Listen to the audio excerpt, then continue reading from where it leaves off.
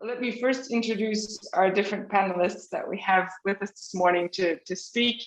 We have Étienne Chantrel, who heads the merger unit at the Autorite de la Concurrence. He previously worked as an economist in French Ministry for the Economy and Finance from 2008 to 2014, and from 2016 to 17, holding positions at the Treasury and at the French Statistical Institute.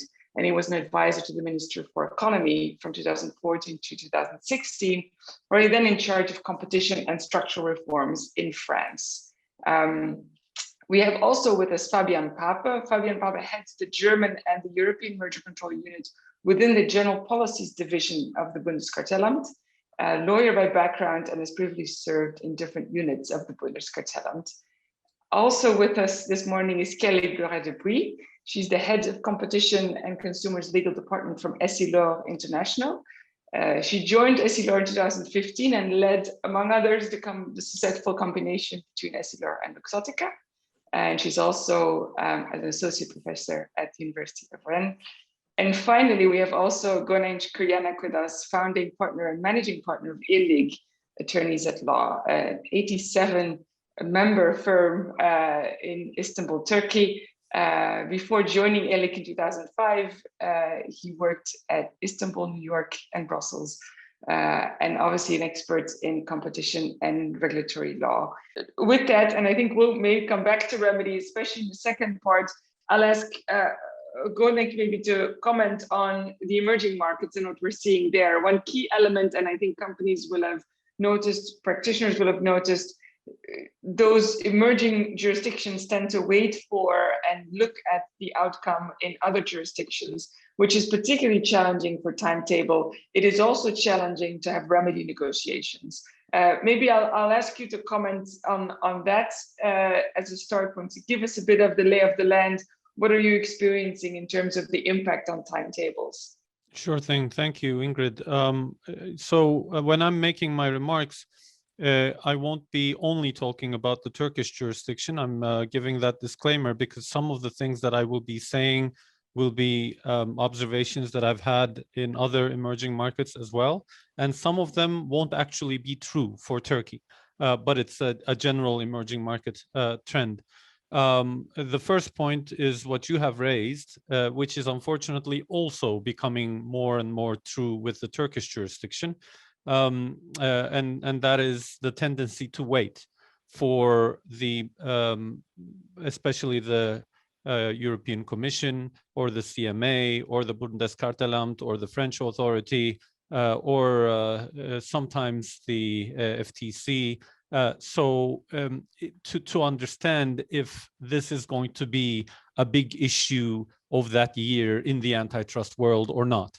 Basically, a lot of emerging market authorities are now feeling that in the past, they have been too quick to give a green light to some transactions that then proved to be the matter of the year. While actually there was nothing in their jurisdiction that would warrant a deeper dive, they just weren't happy with their timing of how quickly they gave the green light. So they could have held on to the file, they feel. This is wrong, and it is making life very difficult for in-house counsel and outside counsel.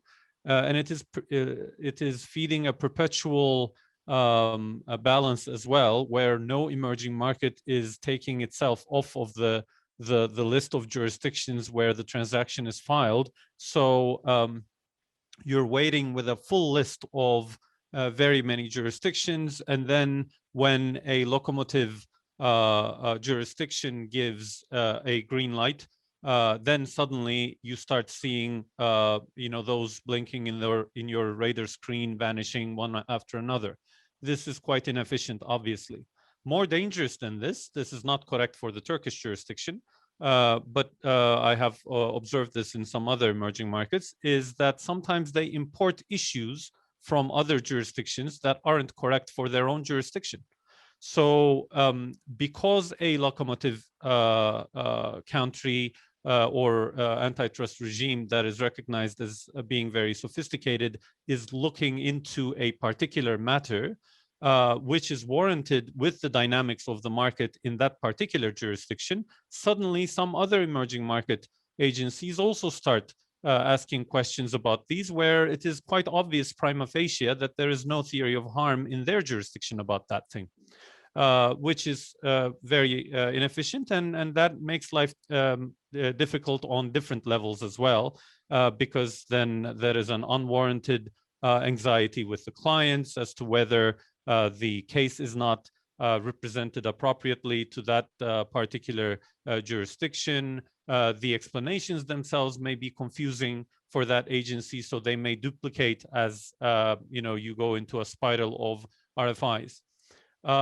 So the waiting for the sake of avoiding surprises bit, the first bit that I have explained, only has a timing impact, but importing issues that aren't really applicable to that particular emerging market has a substantive impact as well, which brings us to the point of divergence and divergence of emerging markets with those of a sophisticated review mechanism. Obviously, when I say emerging markets, I do mean emerging economies. So I'm keeping in mind those like Turkey or Brazil or South Africa, what have you, very many emerging economies.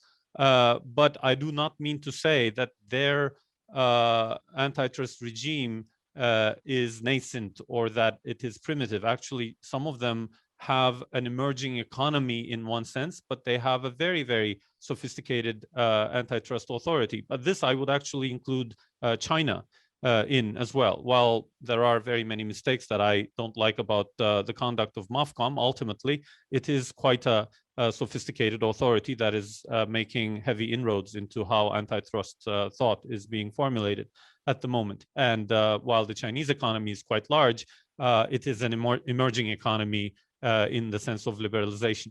So in terms of divergence, we see two things.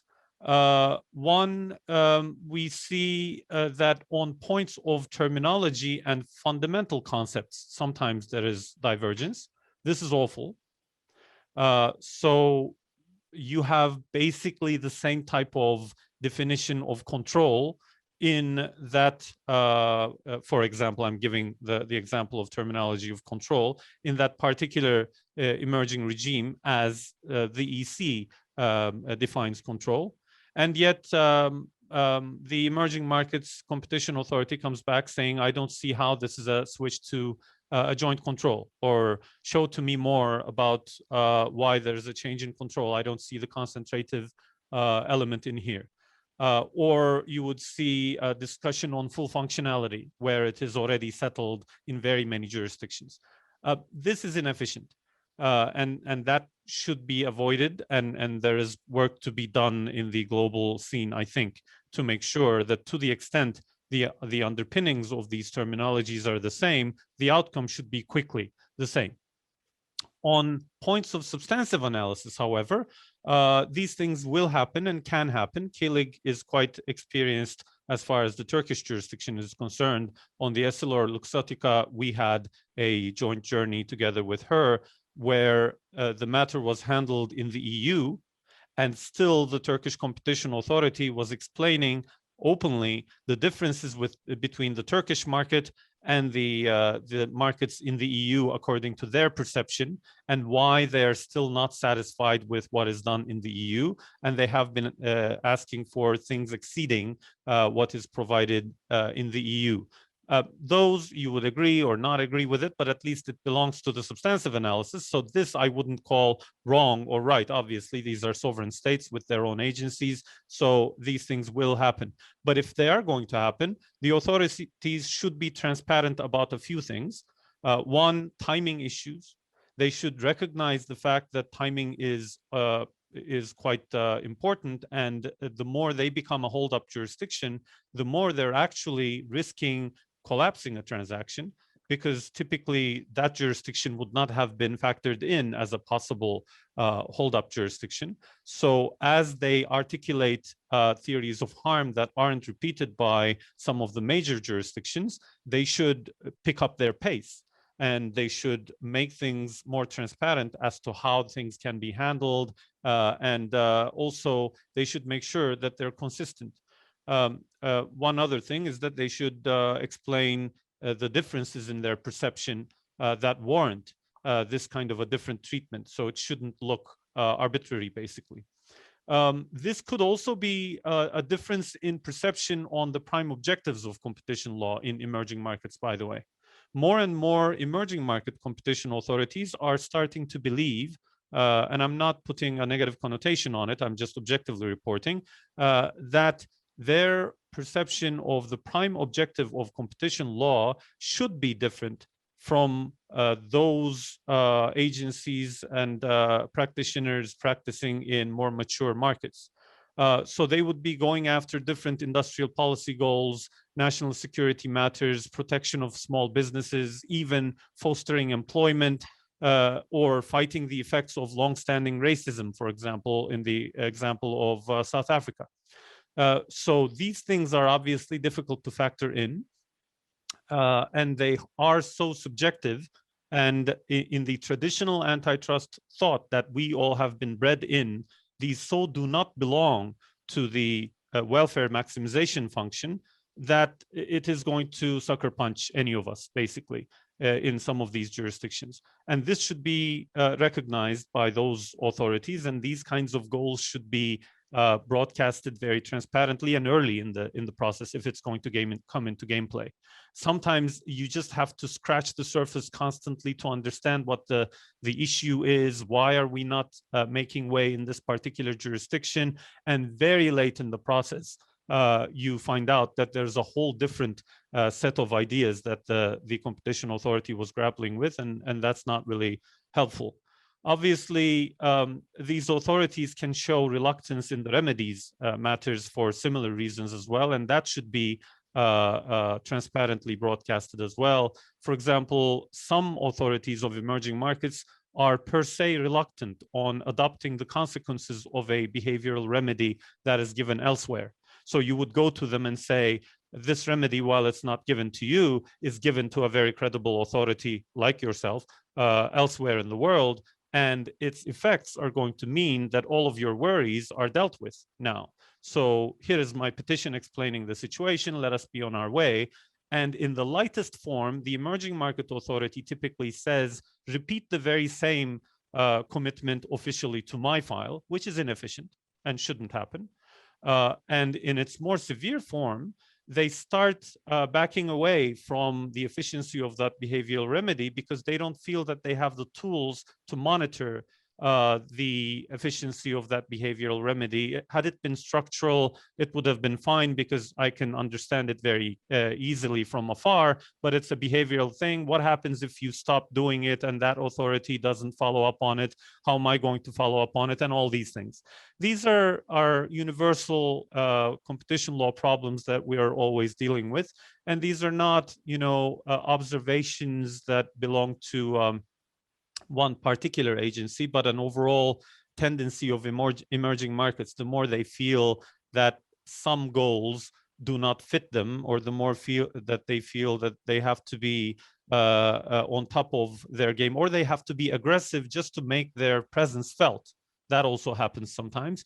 Those are not ideal, and they should be discussed in these kinds of fora and also in ICN and should be dealt with over time, is what I believe. Thank you. I hope I didn't take too much time. On the point of predictability, I would say that in the emerging markets, what is a problem that one can easily see is not if there is a predictable nature of the requests for remedies and the transaction at hand, because that happens quite rarely in emerging markets. And when they do, going in, you already know that there can be an issue. But it is the RFIs and the scope of our RFIs in emerging markets and the nexus of the transaction with that locality. There is where the predictability element comes into gameplay. So there are some jurisdictions that would send you lists of questions where the sole reason why you're making that notification is because, say, for example, joint ventures are caught in that jurisdiction because of the identity of the patents, although the joint venture is not going to be operational in that jurisdiction.